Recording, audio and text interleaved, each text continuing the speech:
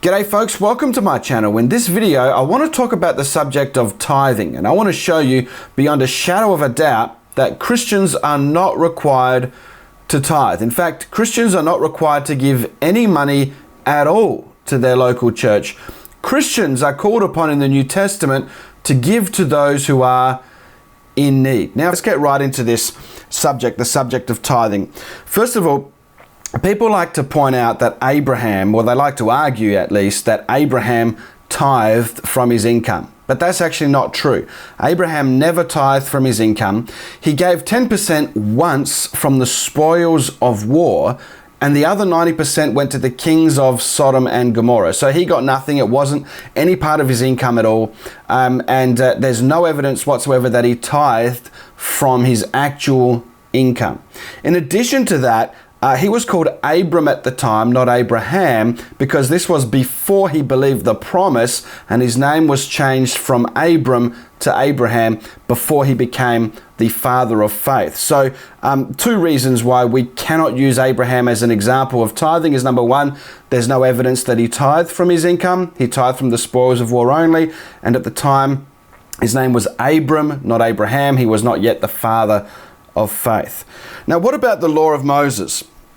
There are 3 tithes in the law of Moses. A lot of people think it's just 10%. No, it's more than 10%.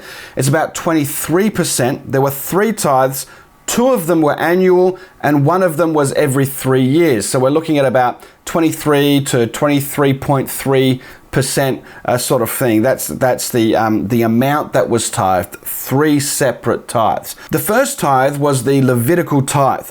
The Levitical tithe is mentioned in Leviticus chapter 27 verse 32, Numbers 18 verse 20 to 21, and verses 26 to 28.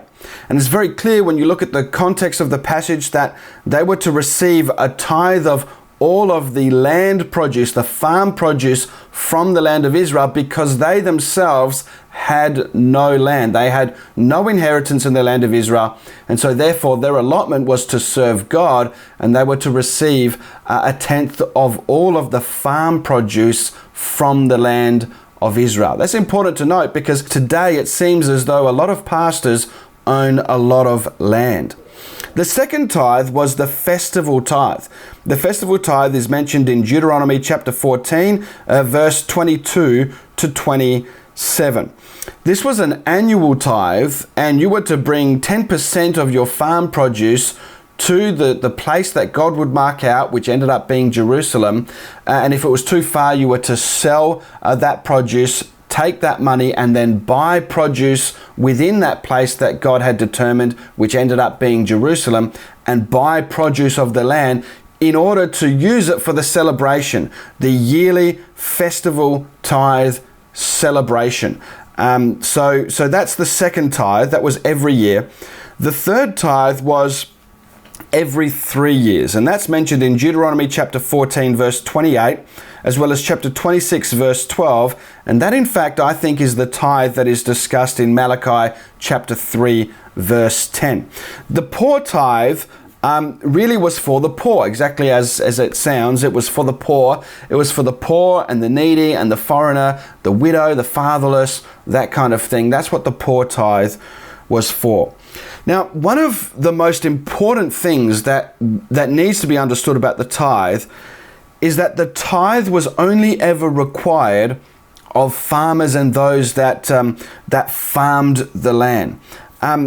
And that's very clear. When you read Leviticus chapter 27, verse 30 to 32, it's very clear that the tithe was only to come from the land. There's a whole heap of scriptures. Anytime you read about the contents of the tithe in the scriptures, anywhere in the Old Testament that discusses the contents, it's always food, always only food. Now, some people will try and push back against that and say that the reason why they tithed food was because they had a kind of barter system, they argue, and there was no money at the time. But that's false.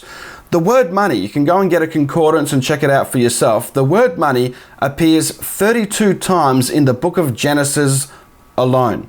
The word shekel also appears 32 times in the Pentateuch, in the first 5 books of of Moses. And of course, you've also got, like pieces of silver, gold. All of these things were used as currency. So it's very clear when you read the Old Testament that, especially when you note that the word money itself appears 32 times in the book of Genesis alone, it's very clear that money was not something that you tithed on. Instead, you tithed on the produce of the land. Now, that means that the merchant was not required to tithe. Why? Because he dealt in money. He traded and he bought and sold things for money. In addition to that, the fisherman was not required to tithe. Why?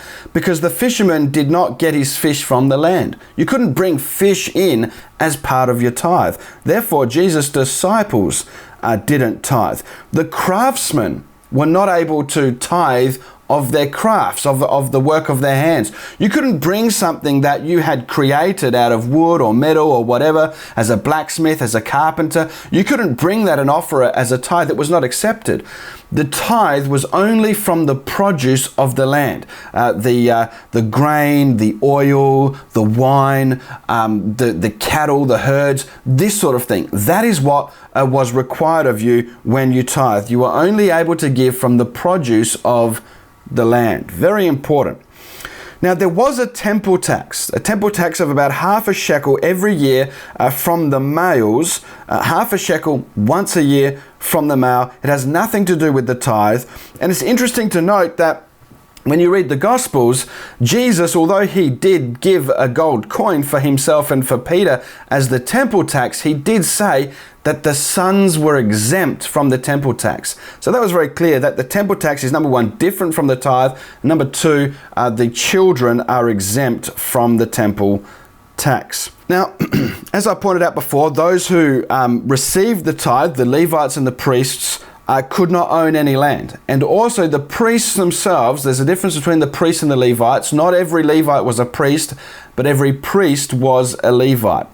But the priests only got 1% of the tithe, a tenth of a tenth. They got 1% of the tithe. Now, it's important also to note that tithes are not the same as first fruits. You can go to Deuteronomy chapter 26 verse 1 to 11. It's the most extensive passage on the subject of first fruits, and every other passage that talks about first fruits needs to be understood in light of Deuteronomy chapter 26 verse 1 to 11. Now, when you read that passage, what you realize is that the first fruits is only a hand basket of the first fruits of the produce of the land, a hand basket. And what would happen is you would bring this hand basket to the place that God would determine, which ended up being Jerusalem, where the temple was. You were to bring that, and the priests, it says, would take the basket from the offerer's hand. That's how we know that it was a hand basket. He would take the basket from the offerer's hand. Then the offerer would pray a prayer of thanksgiving for what was given to him. Then the priest would give it back to the offerer, and the offerer would go away with it and would consume it with his family, and he would invite the poor and the needy, the Levite and the foreigner to join him in celebration. So anybody that tries to argue first fruits is giving, the best of what you have to your local church, ridiculous. It's not what it's intended for. Clearly, when you read Deuteronomy chapter 26 verse 1 to 11, it becomes very clear that the first fruits is part of a celebration that the offerer himself consumes with his family, the poor and the needy, the foreigner and the Levite. Now, Malachi 3:10 is a passage that is frequently quoted to support this idea that you have to bring 10% of your income to the local church, which they call the storehouse. But really, when you look at the passage in its context, Malachi chapter 3, really verses 8 to 10, has nothing to do with people bringing tithes to the local church. In fact, when you study it out, it's actually a rebuke to the priests who were hoarding the tithe and not giving it to those to whom it was intended for. This is very important to understand. In fact, why don't I read it to you, Malachi chapter 3, verse 8 to 10, and then I want to look at the book of Nehemiah. The prophet Malachi prophesied at the same time that Nehemiah was building the wall around Jerusalem, and the context of Malachi's prophecy is found in Nehemiah chapter 13, and we're going to look at that in detail. But first of all, let me read to you Malachi chapter 3, verses 8 to 10, the megachurch pastor's favorite verse. It says this: "Will a man rob God? Yet you have robbed me. But you say, how have we robbed you? In tithes and offerings. You are cursed with a curse, your whole nation, for you are robbing me. Bring all the tithes into the storehouse, that there may be food in my house. And test me now in this, says the Lord of hosts, if I will not open up for you the windows of heaven and pour out for you a blessing, that there will not be room enough to receive." Now, there's a couple of things that I think are very important to take note of here. First of all, I want you to see reference to this curse. The priests, it says, you are cursed with a curse, your whole nation. And it's talking about the priests and the whole nation, because of what the priests were doing, were under a curse. This is very, very important. And also note the storehouse. When you read the Old Testament law, you'll see that the Levitical cities had storehouses, and that is where the tithes were meant to be kept for the Levites and for the poor and for the needy and for the foreigner when he was in need. Now, to give you the historical context, and remember, as I said to you already, that Malachi prophesied during the time of Nehemiah. Now, in Nehemiah chapter 10, verse 26, the Levites and the priests bound themselves both to a curse and to an oath to obey God's law. This is when they returned to Israel, when they were returning from Babylon. The Levites and the priests bound themselves by both a curse and an oath to obey the law. Curse. I want you to take note of that word curse. In Nehemiah chapter 10, just a few verses later, verse 38, it makes it clear that this included bringing the tithes to the Levitical storehouse. Now, in Nehemiah chapter 13, we read a very interesting story where Nehemiah had gone away to Persia to talk to the king of Persia, who had commissioned him to build the wall. And while he was away, the high priest took all of the tithes and placed them in a great chamber for Tobiah the Ammonite. Now, Tobiah was Nehemiah's arch enemy. He was a wicked man who opposed Nehemiah, and the high priest had taken all of the tithes and the offerings and put them in a great chamber for Tobiah the Ammonite. And as I said, this was done while Nehemiah was away going to see the king of Persia, who had commissioned him to build the wall.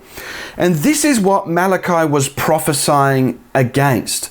Malachi was not prophesying against people who weren't tithing. That's not what Malachi was prophesying against. Malachi was prophesying against the wicked priests, especially the high priest, who had taken the tithes and the offerings and given it to Tobiah the Ammonite. So this has really got nothing to do with what people say today. And it's worth noting that that's why Malachi says that they were under a curse. They were under a curse, and they were meant to bring it to the storehouse for the people who were in need. And it's interesting to note that the poor tithe is the only tithe in the Mosaic Law that comes with a blessing. It comes with a blessing. It's the poor tithe.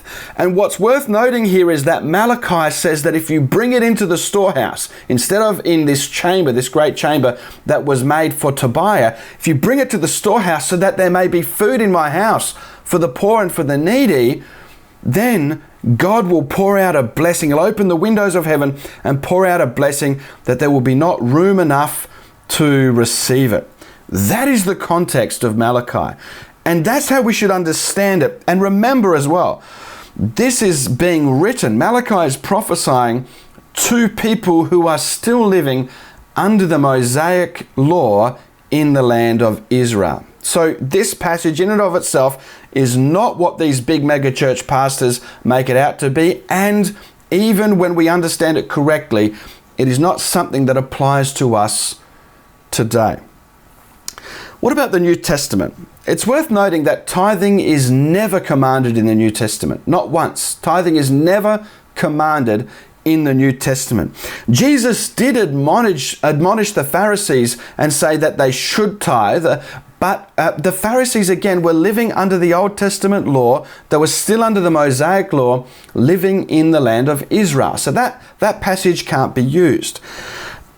It's worth noting as well that you've got the Levitical tithe, which was for the running of the temple and the tabernacle, which took thousands of people. And in the end, actually, when you read the scriptures, when the temple was built and there was not needed as many Levites for carrying the various parts of the tabernacle, those Levites were set out as governors and administrators and judicial officers throughout the land of Israel underneath the kings, as well as underneath Nehemiah.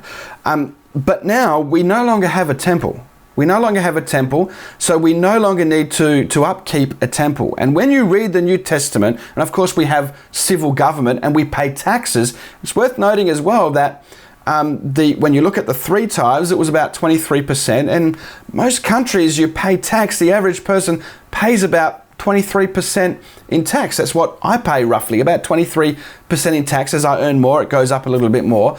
But the standard person to a certain amount pays about 23% tax in Australia. So there's a lot of similarity, and it's very much the same in many Western countries. There's a lot of similarities between that here. So you've got the Levitical tithe, which was for the civil and religious government of Israel.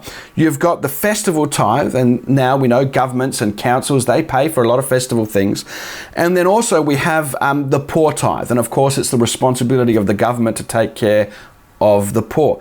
In the New Testament, there's no reference to tithing whatsoever, no command to tithe in the New Testament. The Pharisees, of course, were commanded to tithe, but they were Jews living under the old covenant in the land of Israel. In the New Testament, it's worth noting that there is not a single reference to an idea of a church building. Not a single reference to a church building. Some people try to point to the school of Tyrannus in the book of Acts. But the school of Tyrannus was a place where Paul would dispute with the Gentiles. He first started disputing in the synagogues, then he was kicked out and he went and he hired the school of Tyrannus, a public building where philosophers would come and teach their philosophical ideas. And there it says that Paul disputed their, I think it said a couple of times a week or something like that. So that there is not a church building at all. And there's no reference anywhere in the New Testament to a church building. It's important to note that the Bible refers to the individual believer and the global body of Christ as being the temple of God. And all of us are referred to as priests. So the whole idea of paying for a church building and a priest in the New Testament, that whole idea is wrong. The local pastor doesn't replace the priests of the Old Testament, and the local church buildings don't all of a sudden become the house of God. The believer is the house of God. There's no references anywhere in the New Testament to church buildings, and so therefore Christians are not required, biblically speaking, to contribute towards the costs of a church building. The believers met in the individual homes of the believers. Now, having said that, there's nothing wrong with meeting in a building, right? I would look at it with suspicion all the time, but there's nothing wrong with meeting in a building. But those who decide to meet in the building, those in the leadership position who make the decision to meet in the building, should bear the responsibility of the cost of that decision, because you can't put burdens upon people that are not found in the Word of God. Every time you see a passage in the New Testament about giving, every time you see a passage about giving, and they're quoted all the time, it is better to give, it is more blessed to give than to receive. That's talking about giving to the poor. Go and check it out. When it talks about, the cheerful giver, that's talking about giving to the poor, right? Go and check out the context of the passage. When it says they gave out of their great poverty, that one's really cited quite often in churches. Again, the context is giving to the poor saints in Jerusalem. Given it will be given unto you, pressed down, shaken together. That's actually talking about showing grace, compassion, mercy, and forgiveness to your enemies. That's the context of the passage. So when we read the New Testament, there's no requirement whatsoever to tithe, no requirement to bring the first fruits or the first of your wage or anything like that, and no requirement to pay towards a church building fund. Every admonition to give in the New Testament is an admonition to give to those in need, which is why I encourage you to go and check out that GoFundMe campaign that I've started for my friend Matthew Mason, who's suffering with Lyme disease and needs some medical treatment that the government doesn't pay for. And this is really important to understand because it forces us to go back to how, because people often ask me, they say, well, how's the church going to survive? How can you pay the church bills? Well, how did they do it in the New Testament? Well, they met in people's homes. This is very important to understand. And I personally think that home churches are the best churches. Home churches are the way that it's shown for us to do in the New Testament. It's the pattern set forward for us. Going to a church building is a deviation from the pattern. I'm not saying you can't do it, but it is a deviation from the New Testament, from the pattern of the New Testament. And I think we should be meeting in homes. And we would save an awful lot of money if we did that. I hope you've liked this video. If you have, please consider subscribing. Give me a thumbs up, hit the bell notification button. I'll see you in the comments section and you'll see me in my next video.